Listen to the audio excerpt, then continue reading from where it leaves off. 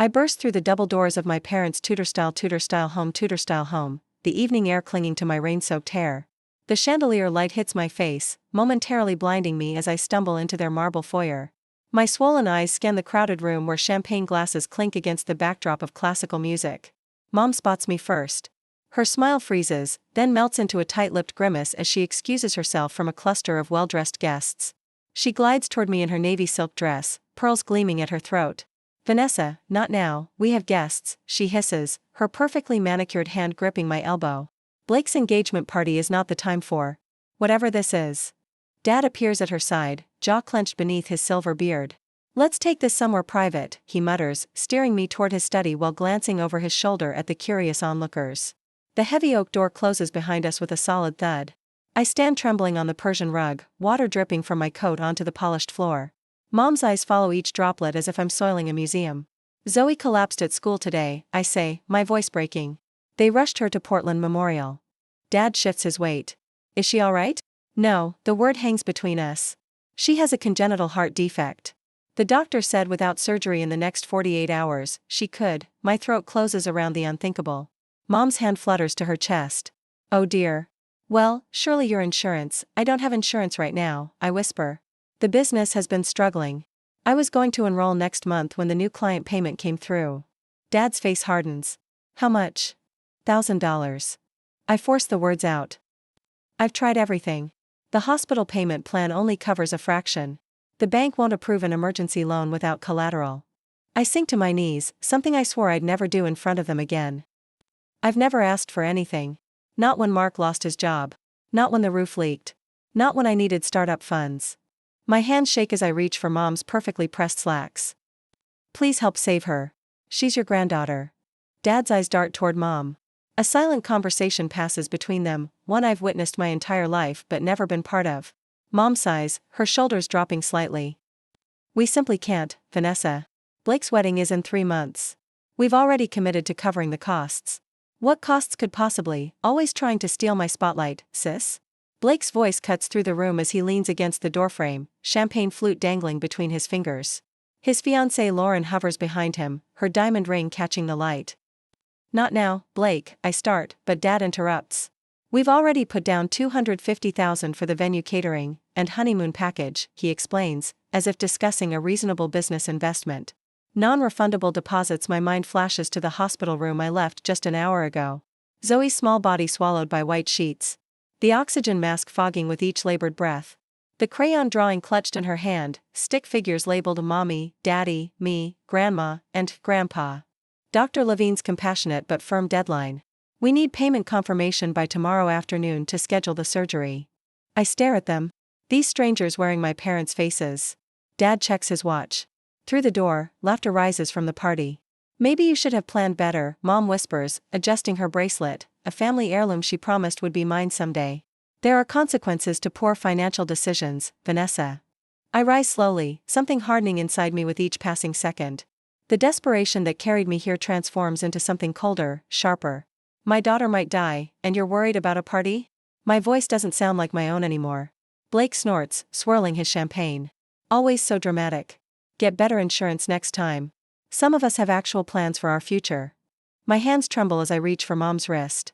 I unfasten the sapphire bracelet, the one Grandma gave her, the one she dangled as a reward for my good behavior throughout childhood. "Take this back," I say, placing it in her palm and closing her fingers around it. "I'll find another way." Dad clears his throat.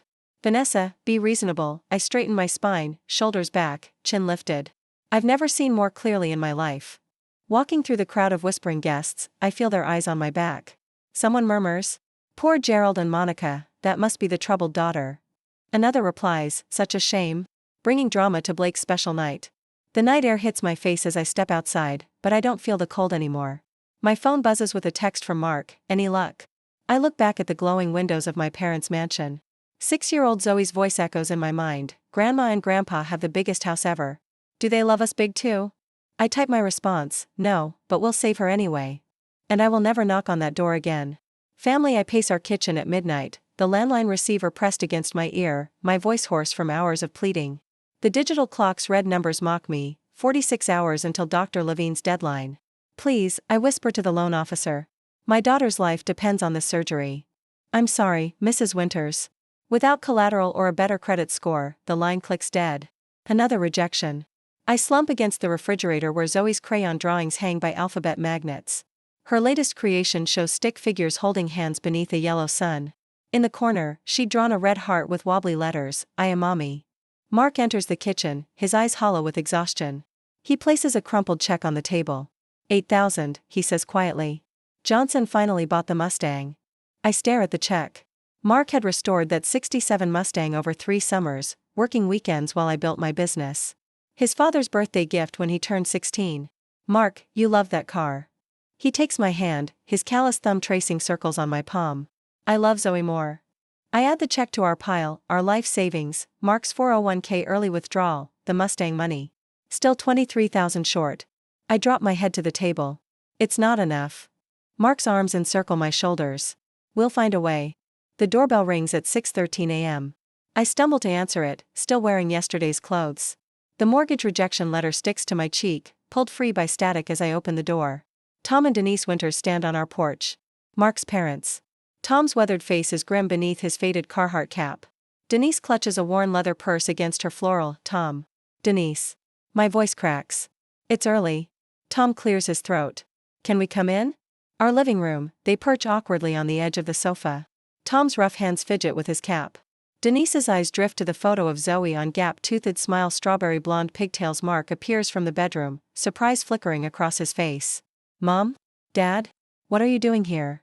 We heard what happened, Tom says, his gruff voice softening. Called your cell 3 times. Battery died, Mark mumbles, running a hand through his disheveled hair. Denise reaches for her purse. How is our grandbaby? Stable, I answer, the medical terminology bitter on my tongue. For now. Tom shifts, boots scuffing our worn carpet. We got the cabin in Montana. I blink, confused. The cabin, their retirement dream. A 1-room structure on 5 acres of pine forest that Tom built with his own hands 20 years ago. What about it? Mark asks. Tom exchanges a look with Denise. Sold it. Got a decent price. You what? Mark's voice rises. Dad, that cabin was your everything. No, Tom's eyes, the same deep brown as Mark's, hold steady. Family is everything. Denise opens her purse, removes an envelope, and places it on our coffee table. $38,000. The room blurs as tears fill my eyes. I stare at the envelope, unable to move. Mark kneels beside his mother. We can't take this. You can and you will, Denise says firmly. This is what family does. The hospital waiting room smells of antiseptic and burnt coffee. I clutch Zoe's stuffed rabbit, its fur worn thin from years of nighttime cuddles. The surgery began 3 hours ago. Mark's hands tremble as he signs the last of the financial forms. The hospital administrator nods, satisfied with our cobbled-together payment. 1,000 from us. 38,000 from Tom and Denise. Less than 48 hours after my parents refused. Tom and Denise sit across from us, a thermos of homemade soup between them. They've barely spoken since arriving, just settled in for the long wait with quiet determination. Hour 10 passes. Then 12. 14. When Dr. Levine finally emerges, surgical cap still on, my heart stops. His tired eyes crinkle. She's going to make it. My phone buzzes a week later. A text from Blake, Mom wants to know if Zoe survived. Also, you're causing drama at my engagement dinner. I stare at the screen. Another text arrives, Dad told the Hamiltons you were too irresponsible to afford proper insurance. My voicemail icon flashes. Gerald's voice fills my ear, your actions reflect poorly on this family's reputation. I delete it without listening to the rest.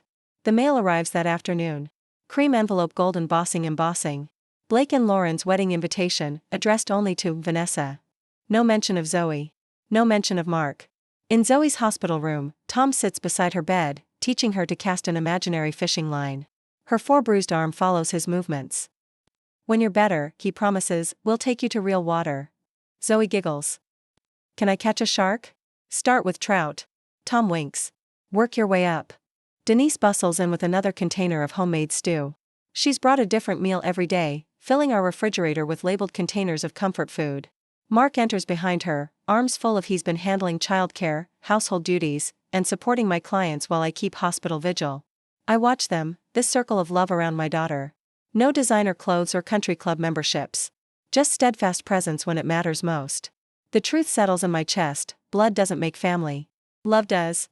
Between Zoe's treatments, I sketch new designs at her bedside. My employees drop by with meals and updates on projects they've covered in my absence. Clients send flowers. Neighbors organize meal trains. Mark's coworkers donate vacation days so he can stay home longer. This small community wraps around us like a protective shield.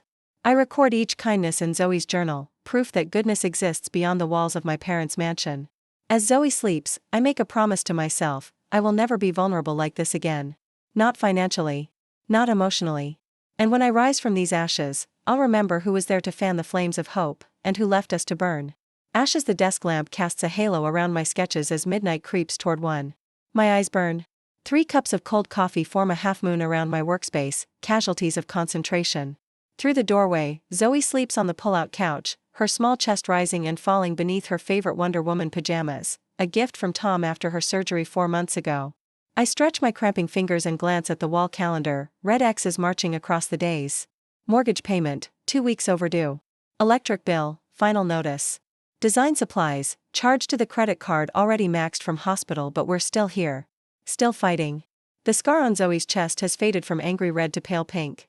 Her laughter fills our apartment again. The nightmares about beeping monitors and oxygen masks have mostly stopped, for her, anyway. On the drafting table, my designs for the Westbrook Hotel's pitch swim before my tired eyes. Local boutique chain, 7 locations, complete interior redesign. Budget, $1.8 million.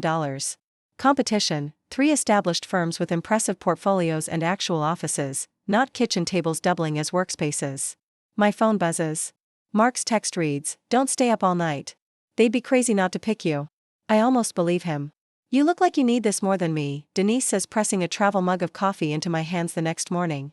She and Tom arrived at dawn, ready for grandparent duty while I prepare for the biggest pitch of my career. Tom's already on the floor with Zoe, helping her build a fort from couch cushions. His arthritis must be screaming, but he'd never say a word.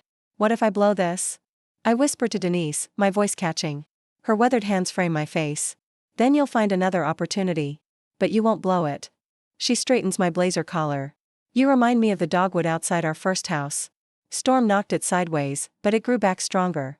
Different angle, but even more beautiful. Tom looks up from the fort. "Knock dead, kid." Zoe races over, wrapping herself around my legs. "Make pretty buildings, mommy." I drop to one knee, holding her small shoulders. "I'll be back before dinner." "Grandpa's making his famous sketty," she says with solemn importance. I kiss her forehead, breathe in her little girl scent of strawberry shampoo and Play-Doh, and stand to face the day. The Westbrook Hotel's conference room intimidates with its wall of windows overlooking downtown Portland. 5 executives in tailored suits examine my modest portfolio while I set up my presentation. My hands tremble slightly as I arrange material samples on the gleaming table. "Ms. Winters," the CEO begins, "your firm is considerably smaller than the others we're considering." He glances at my proposal. "In fact, I'm not seeing evidence of a firm at all. Just you?" The room chills by 10 degrees. I force myself to meet his eyes. "Currently, yes. But that's about to change." A skeptical silence settles over the room. I take a deep breath and begin. "Hotels aren't just places to sleep," I say, unveiling my concept boards. "They're where people shelter during life's biggest moments, the first night of honeymoons, family reunions, business triumphs, sometimes even grief." The marketing director's phone vibrates. She glances at it, dismisses the notification. I continue despite the sinking feeling in my stomach. The difference between a forgettable stay and a memorable one isn't thread count or lobby size. It's whether a space feels like it was created for humans or for photographs. I reveal my designs room by room: spaces with secret reading nooks, family suites with thoughtful touches for kids, business rooms with adjustable lighting that combats time zone fatigue. The financial officer checks his watch. Time for my final play. I pull out photos of Tom and Denise's cabin, before and after my redesign. Last year, my in-laws sold their cabin to help pay for my daughter's heart surgery after my parents refused to help. When my daughter recovered, I redesigned their new place as thanks. The room stills. Even the financial officer looks up. I didn't just replace what they lost. I built what they deserved, a space that honors who they are. I gesture to the details: the custom fishing rod storage, the kitchen island sized for Denise's pie making, the window seat perfectly angled for Tom's birdwatching. That's what I do. I create spaces that remember the humans who inhabit them. The CEO leans forward. "Why do you deserve this contract, Miss Winters?" The question hangs in the air. I think of Zoe in her hospital bed. Of Tom with cushion forts. Of Mark selling his vintage Mustang without hesitation. Because I've learned what matters, I answer simply. And it's not what most people think. The notification chimes while I'm washing dinner dishes 3 days later. Mark stops mid-sentence, watching my face as I check my phone. Westbrook Hotels is pleased to inform you. Accepted your proposal. Contract delivery tomorrow. $1.8 million initial phase. The phone slips from my fingers.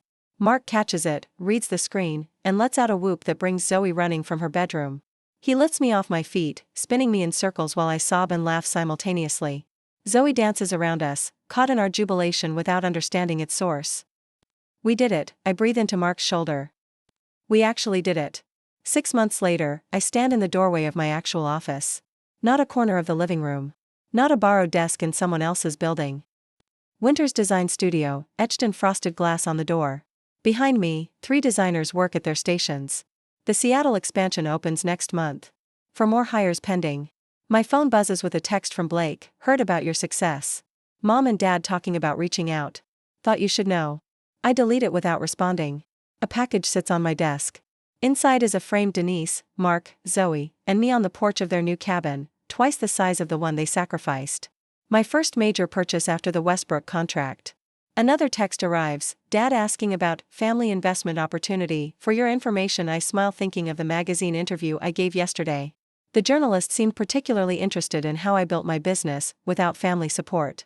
The phone assistant rings, my assistant letting me know the Seattle contractor is line 1. Take a message, I tell her. I'm heading home early for my daughter's birthday party. I gather my things, looking once more at the photo on my desk. Tom and Denise will be waiting at our house, helping Mark with decorations. Zoe's school friends will arrive at 4. Her real grandparents, as she calls them, have planned a treasure hunt in the backyard. Later, when cake has been eaten and presents opened, Mark finds me on the porch steps. Everything okay? He asks, settling beside me. I look at our home, filled with laughter and light. At the people who showed up when it mattered most.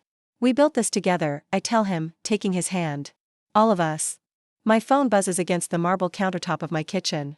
A notification from LinkedIn. I swipe it open, then freeze. There it is, my face staring back at me from the digital cover of Entrepreneur magazine. The headline reads, Rising from the Ashes: How Tragedy Sparked a Design Revolution. The knot in my stomach tightens, then releases. 3 years of work, blood, and tears captured in a single glossy image.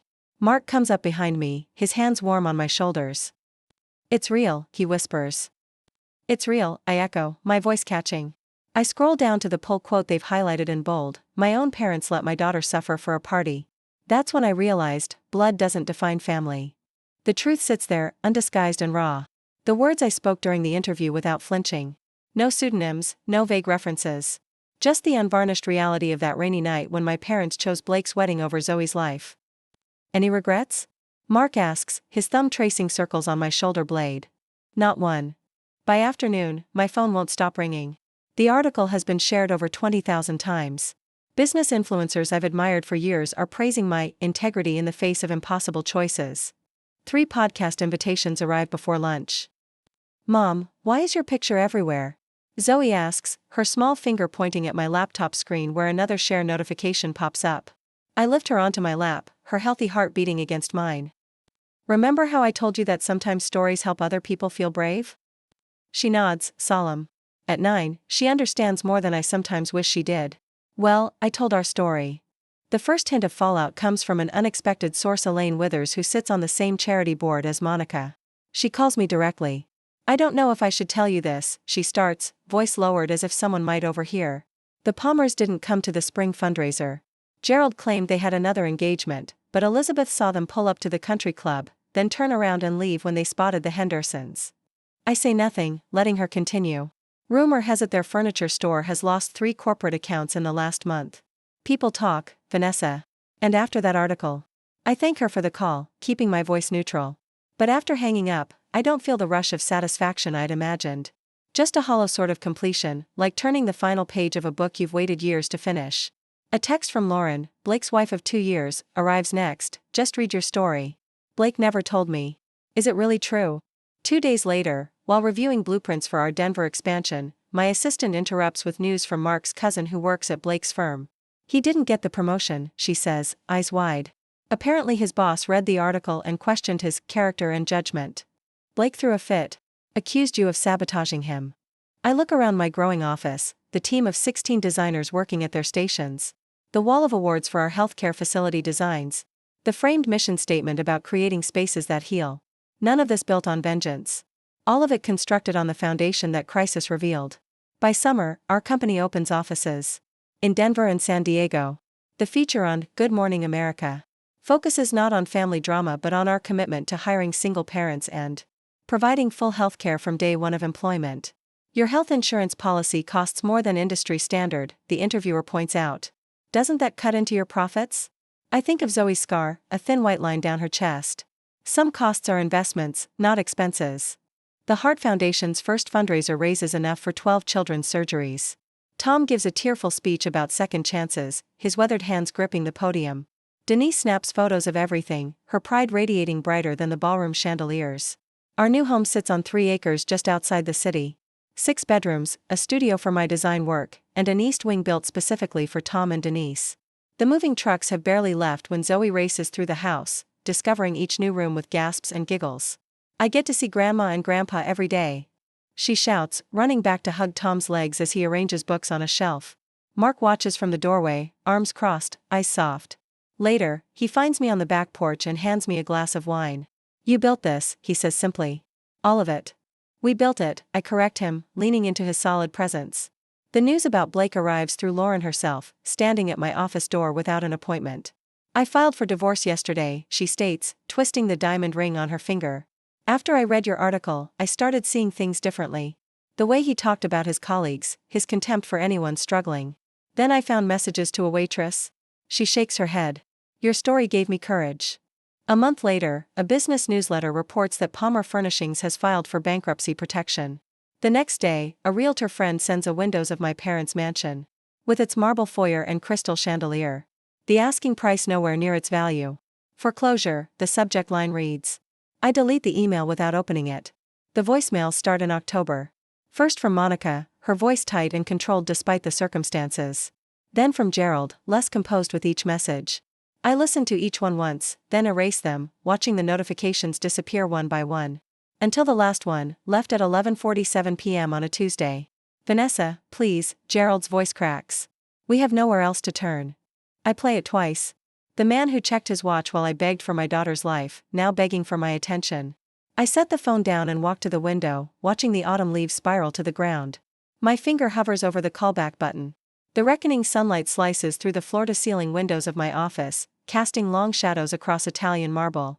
I adjust the black leather suitcase on my desk, centering it perfectly between the crystal paperweight and my Mont Blanc pen. The weight of what's inside doesn't match its sleek exterior. Miss Winters, my assistant's voice breaks through the intercom. Your parents have arrived. Send them in. My voice sounds steadier than I feel. The double doors open, and I barely recognize the 2 people who enter. Dad's silver hair has thinned, his shoulders stooped beneath his discount department store blazer. Mom clutches her knockoff handbag, her once perfect makeup applied with a shaky hand. Their eyes dart around my office, taking in the minimalist furniture, the views of downtown Portland, the evidence of everything they're not anymore. Thank you for seeing us, Vanessa. Dad attempts his boardroom voice, but it cracks around the edges. You've done quite well for yourself. Mom nods too quickly. The magazine feature was lovely. I gesture to the chairs across from my desk. They sit in unison, the choreography of the desperate. Dad clears his throat. Leaning forward with hands clasped, the same posture he used when negotiating with suppliers. Family should stick together during difficult times. We're in trouble, sweetheart. Mom's voice wavers. The bank is foreclosing on the house. We owe almost dollars. The economy hasn't been kind to traditional furniture stores. Dad's eyes fix on a point just past my shoulder. Online retailers have changed everything. Your success is remarkable, Mom adds, forcing brightness into her tone. We always knew you had potential. The rehearsed compliment hangs between us. If you had just explained how serious Zoe's condition was, Dad says, his voice dropping to a conspiratorial whisper. We might have understood better. It happened so fast, and with Blake's engagement that night, my gaze shifts to the framed photographs on my desk. Of Zoe in her hospital bed. Small fingers clutching the stuffed rabbit Tom gave her. The heart monitor tracker still visible on her tiny wrist. Another frame holds Tom and Denise at Zoe's kindergarten graduation, their weathered faces beaming. Beyond them stand 3 crystal awards from the Children's Heart Foundation I established last year. 3 years, 2 months, and 14 days, I say. They exchange glances. That's how long it's been since the night of Blake's engagement party. Dad shifts in his seat. Vanessa, it was raining. I came to you soaking wet. My shoes squeaked on your marble floor. My voice remains calm, factual. Mom, you said, we simply can't, Vanessa. Blake's wedding is in 3 months. Her face pales. I don't think those were my exact, Dad. You explained that you'd already spent $250,000 on Blake's wedding non-refundable deposits. His jaw tightens. Now that's not. I reach for my phone, tapping the screen before setting it on the desk. Gerald's voice fills the room. Vanessa, your irresponsible financial decisions aren't our problem. Blake manages his money properly. Perhaps you should take notes instead of asking for handouts. It reflects poorly on this family's reputation. The recording ends. Silence stretches between us. Did you ever once visit Zoe in the hospital? I ask. Mom's eyes drop to her lap. Dad's throat works soundlessly. Mark's parents sold their cabin, their retirement dream, to help save their granddaughter. Tom sat in that waiting room for 14 hours straight. Denise learned to change Zoe's bandages and monitor her medication. They showed up. I stand, my palms flat against the cool surface of my desk. Do you know what Zoe asked me after she recovered? Why don't Grandma and Grandpa love me like Grandma Denise and Grandpa Tom? Mom's mascara smears as tears track down her cheeks. With steady hands, I slide the suitcase across the desk toward them. Take it, I say. And leave. From this moment on, I'm no longer your daughter. Dad's fingers tremble as he unlatches the case. Inside, neatly stacked bills fill every corner. $1,000, I tell them. Exactly what you need. Not a penny more. Vanessa, Mom starts. This isn't forgiveness, I cut her off. It's freedom. Mine. They stand slowly, Dad clutching the suitcase like a life preserver. Their reflections distort in the polished marble as they walk to the door, shoulders bent with the weight of their shame. When the doors close behind them, I remain standing until the sun dips below the skyline, painting my office in amber and shadow. My fingers brush across Zoe's photo, then Tom and Denise's. For years I carried the weight of their rejection like stones in my pockets, dragging me under. Not anymore. It's finally over, I whisper to the empty room. And for the first time since that rainy night, I feel the truth of those words in my bones. Not a weight lifts, a chain breaks. Inheritance. I watch Tom flip burgers on the grill, his weathered hands guiding Zoe's smaller ones on the spatula. She squeals with delight as flames leap up when the patty turns. That's it, kiddo. You've got the touch, he says, ruffling her hair. The late afternoon sun spills across our backyard, casting long shadows over the picnic table where Denise and Mark arrange plates, napkins, and condiments with easy familiarity. Their laughter carries across the lawn, a soundtrack I once thought belonged only in movies about other people's lives. Mom, Grandpa says I'm the best burger flipper in 3 states. Zoe calls out, her voice strong and clear, no trace of the fragile whisper that haunted hospital corridors 2 years ago. Only 3? I call back, reaching for the lemonade pitcher. I'd say at least 5. Mark catches my eye across the yard and winks. The smile lines around his eyes deepen, telling a story of weathered storms and unexpected sunshine.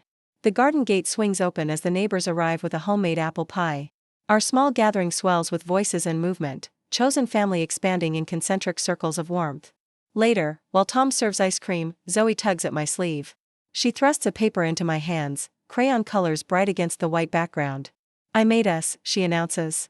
5 figures stand hand in hand beneath a yellow sun, Mark, me, Zoe in the middle, Tom and Denise flanking us. Each face bears a wide rainbow smile. It's beautiful, sweetheart. My finger traces the drawing. Zoe's brow furrows. Lily at school has 2 grandmas and 2 grandpas. How come I only have 1 set? The question catches in my throat. I kneel to meet her eyes, those eyes so like mine. Family isn't always about who shares your blood, I say, choosing words with the care of someone who knows their weight. Sometimes it's about who chooses to love you, no matter what. Her 7-year-old wisdom considers this. Like how Grandpa Tom taught me to fish in my hospital bed. Exactly like that. She nods, satisfied, and runs off to help Denise serve pie. Mark hands me an envelope that arrived in today's mail. Lauren's return address surprises me. Inside, a card thanks me for the foundation grant funding her new therapy practice. She mentions Blake struggling but finally facing his mistakes. My parents live in a small apartment now, their mansion long gone. The mention stirs nothing in me, neither satisfaction nor sorrow. I watch my company's summer picnic set up in the park across the street, 50 employees and their families gathering under banners announcing full healthcare coverage for all. 3 scholarship recipients from our design program help arrange tables. Their backgrounds mirror my own struggle, but their futures hold more promise. From the porch steps, I observe Zoe at the piano Tom bought her last Christmas. Her fingers, once tethered to 4 lines, now dance across keys. The heart monitor that once tracked her survival sits in a memory box upstairs, a reminder of what almost was, and what is. My gratitude journal lies open beside me. Today's entry simply reads, I have everything that matters. Golden light bathes all of us as the sun begins its descent, not the cold gleam of wealth but the warm glow of enoughness. I once thought revenge would feel like victory, the moment my parents realized what they'd lost. But true peace came from building something meaningful instead of destroying what hurt me. The greatest revenge wasn't in their downfall but in creating happiness they couldn't touch.